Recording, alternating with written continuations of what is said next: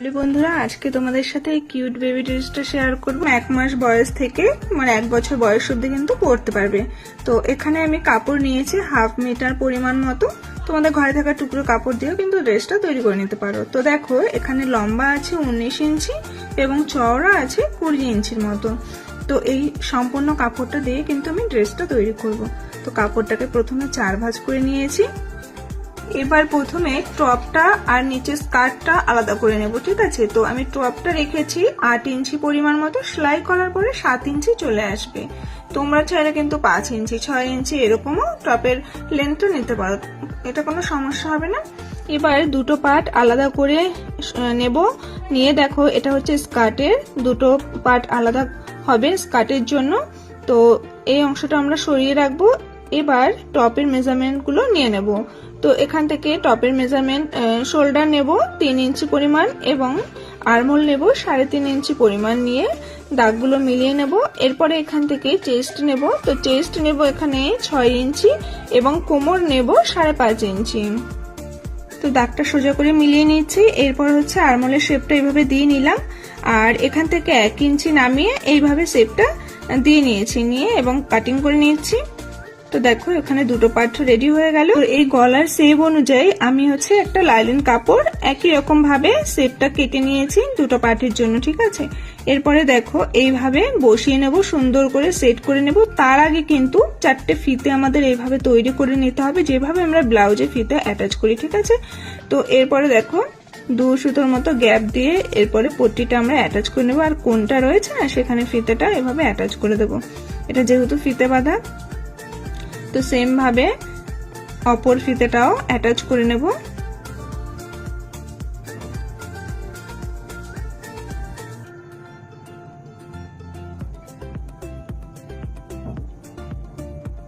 এরপরে ছোট ছোট করে কাটিং করে দেবো যাতে শেপটা আমাদের ভালো আসে।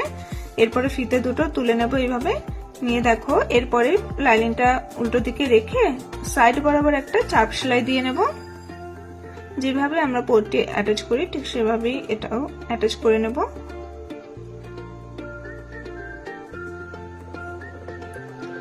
এরপরে দেখো, উল্টো দিক করে পট্টিটা ভাঁজ করে আরো একটা সেলাই দিয়ে নেব। আর এই যে কোণগুলো আমি একটু কেটে দিচ্ছি যাতে পট্টিটা ভাঁজ করতে সুবিধা হয়। তো একই রকম ভাবে কিন্তু অপর পার্টটাও তোমরা তৈরি করে নেবে। আমি তৈরি করে রেখেছি।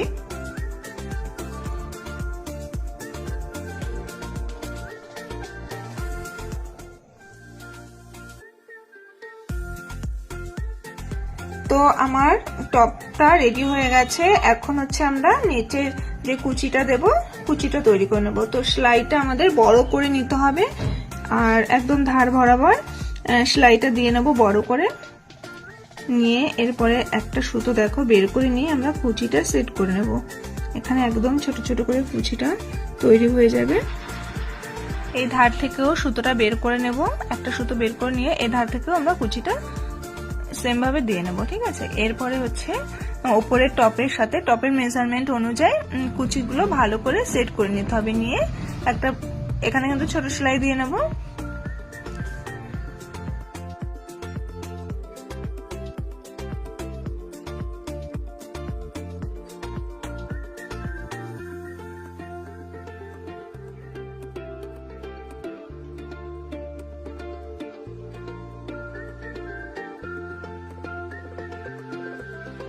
এটা হয়ে গেল। এরপরে উপর থেকে একটা চাপ সেলাই দিয়ে নেব, কুচির উপর থেকে একটা চাপ সেলাই দিয়ে নেব।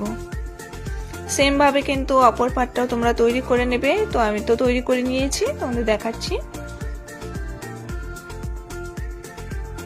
তো এই দেখো, আমিও তৈরি করে নিয়েছি আগে, ঠিক আছে।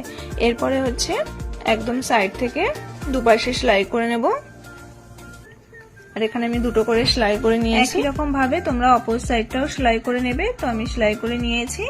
এরপরে নিচের থেকে ফোল্ড করে সেলাই দিয়ে নেব, তাহলে কিন্তু আমাদের ড্রেসটা অলমোস্ট তৈরি হয়ে যাবে। তো তোমরা তো দেখিয়ে নিয়েছো প্রথমে ড্রেসটা, তো কেমন হয়েছে অবশ্যই কিন্তু কমেন্ট করে জানাবে। তো এখন মতো টাটা, দেখা হচ্ছে বা নেক্সট কোন ভিডিও।